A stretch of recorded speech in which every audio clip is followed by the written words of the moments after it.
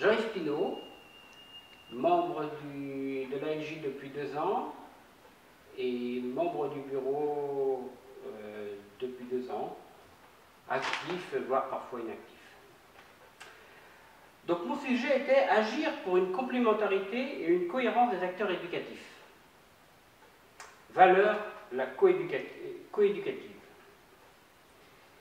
Qu'il est néanmoins le temps où l'école était la principale, voire l'unique institutrice de la nation. Comme le souligne l'historienne Mona Ozouf dans son dernier livre publié chez Gallimard, Jules Ferry, la liberté et la tradition, l'école de Jules Ferry, c'est fini. Aujourd'hui, l'enfant reçoit une foultitude d'informations, d'images, de rumeurs via les réseaux sociaux et les autres médias. Bien que les enseignants de l'éducation nationale restent encore les principaux acteurs de la transmission du savoir et de l'éducation, ils ne sont plus les seuls éducateurs. D'autres acteurs interviennent dans et pour leur épanouissement. Les parents, bien évidemment, les acteurs associatifs, sportifs, culturels et autres, et les animateurs des centres de loisirs.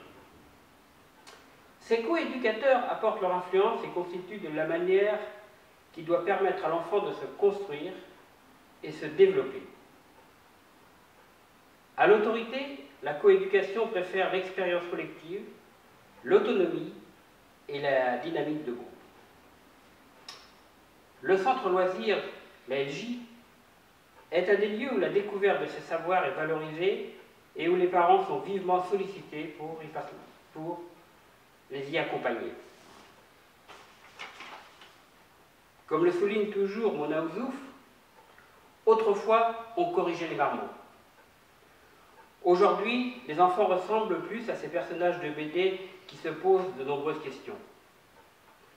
Je pense plus particulièrement à Tamara, les nombrils, les sisters pour les filles, mais aussi Titeuf, l'élève du Cobu, sans oublier Cédric, pas le directeur, mais le personnage de Covin et Modac.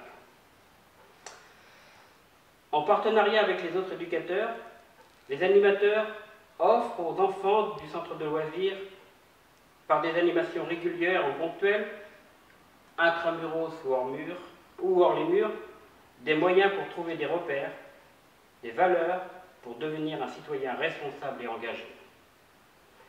Bien évidemment, j'étais un petit peu, comment dirais-je, impressionné par l'œil de la caméra, mais les yeux bienveillants de la caméraman m'ont rassuré.